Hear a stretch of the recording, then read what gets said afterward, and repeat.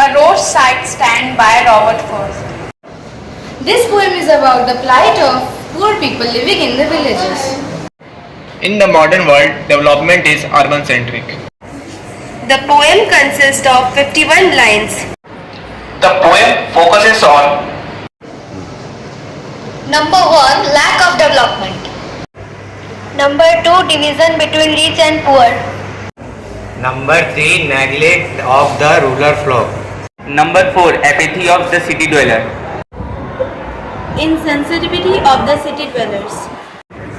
Number 6. Poor's helplessness and frustration.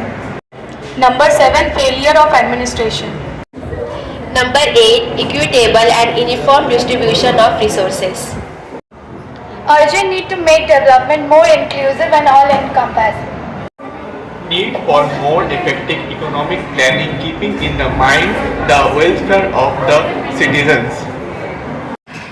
In my village, there is not good food quality in comparison to other city.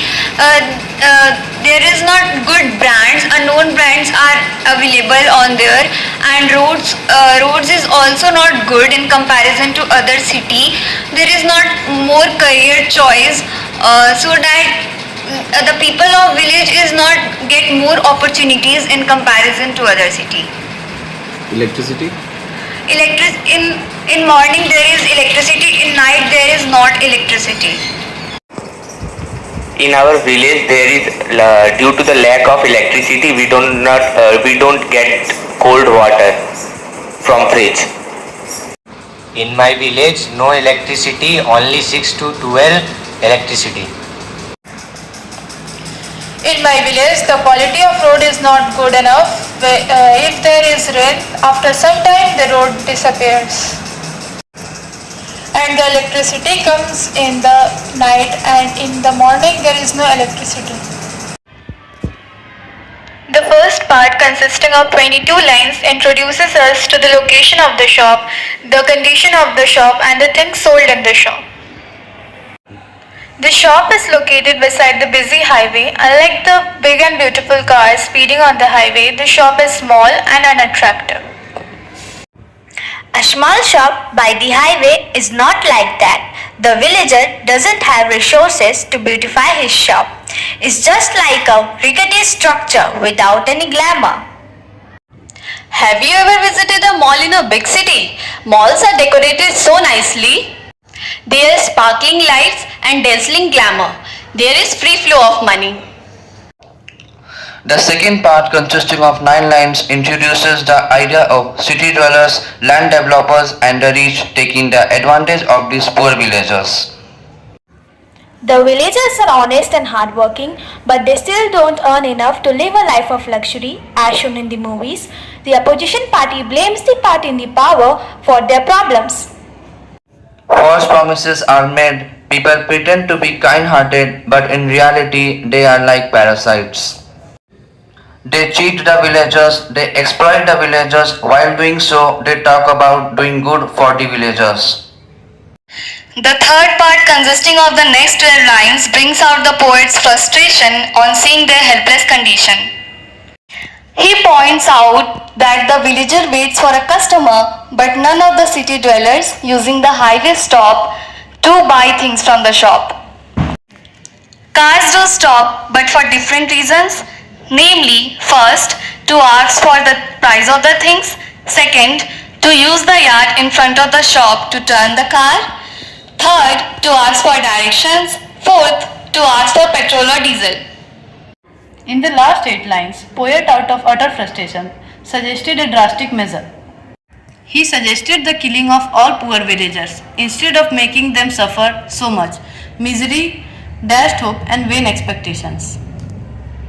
But later he realized how wrong his suggestion is, for the same may be done to him to put him out of misery. In order to make us better understand the differences between the rich and the poor, our teacher took us to a shop outside our school premises on the opposite side of the road. The shop bears the look of a derelict structure. There is nothing attractive about it, and it looks like a ruin. Interestingly, the shop has been there since the 1960s. That means It has been there since half a century. Strangely, it still remains just a rickety hovel of a ruined structure.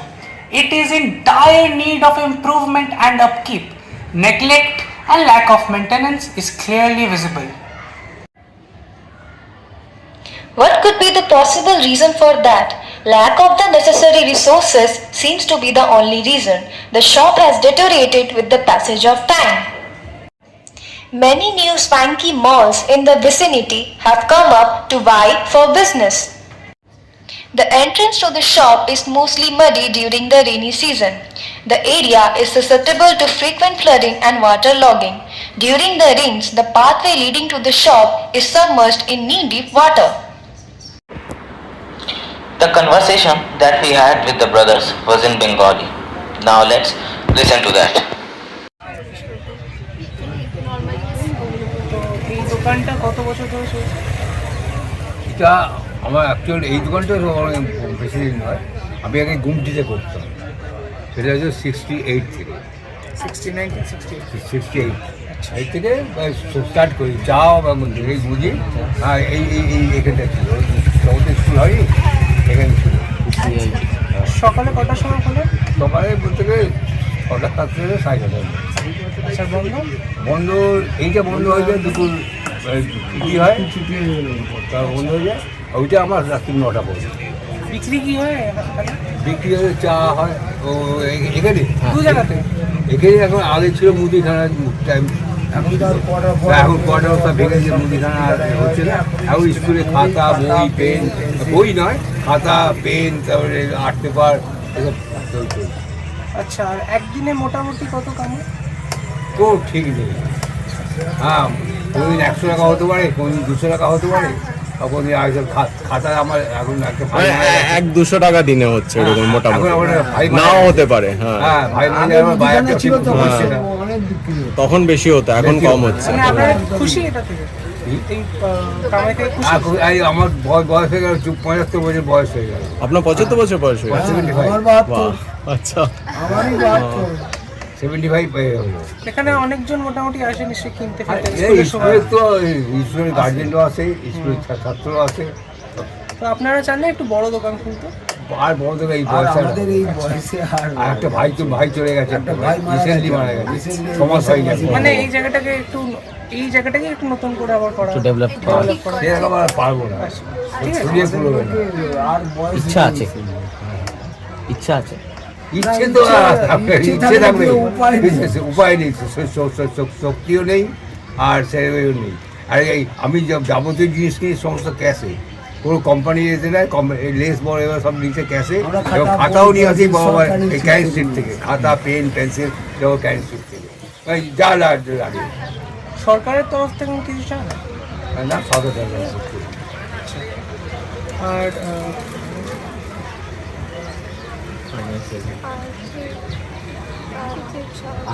কিছু আর্থিক সাহায্য লাগবে? না, আমি আর্থিক আর আমরা নতুন করে কিছু ভাবতে চাইছি না, তো যার জন্য আর মানে এমনিতে খুশি তো মোটামুটি চলে যাচ্ছে। আর আমার একটা মেয়ে ছিল, মেয়ের বিয়ে হয়ে গেছে সাঁতারগাছি সেন্ট্রাল স্কুলের কাছে, যখন মেয়ের বিয়ে হয়ে গেছে। হ্যাঁ, একটাই মেয়ে ছিল আমার, আর একটা ভাইপো আছে, যে ভাই মারা গেছে সেই ভাইপো আছে, সে ভাইপো ওই টি স্টেনে করে, হ্যাঁ, লালবাজার কাছে রবিন, ও নেপালে যাচ্ছে, ডিব্রুগড় চলে যাবে, এই সামনে ডিব্রুগড় চলে যাবে। ওকে আর এই কাজে আর কম্পিউটারে করে দিয়ে, হ্যাঁ, ওই বেলুর মঠ থেকে করে ও বেরিয়ে যাচ্ছে এবং কাজও করছে। এই তো যাবে ভাইজিটা পরে দিয়েই বেরিয়ে যাবে, ট্রেনে যাবে। ধন্যবাদ। This poem brings light to the harsh reality of the inequality in the distribution of wealth and resources among people. Rural people are often ignored and neglected in this aspect.